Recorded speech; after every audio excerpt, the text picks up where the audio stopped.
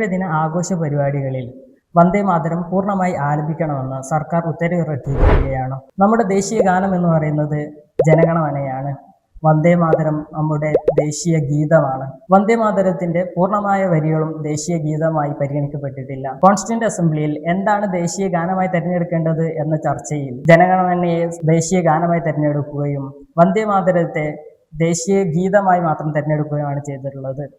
എന്നാൽ രണ്ടിനും തുല്യമായ പരിഗണന നൽകണം എന്നും പറയുന്നുണ്ട്. ഇങ്ങനെ തുല്യമായ പരിഗണന നൽകണം എന്ന് പറയുമ്പോഴും വന്ദേ മാതരത്തിന്റെ പൂർണ്ണമായ വരികൾക്കല്ല ഈ പദവി നൽകിയിട്ടുള്ളത്. മറിച്ച് അതിന്റെ ആദ്യത്തെ 2 സ്റ്റാൻസുകൾക്ക് മാത്രമാണ് ഈ ദേശീയ ഗീതം എന്ന പദവി നൽകുന്നത്.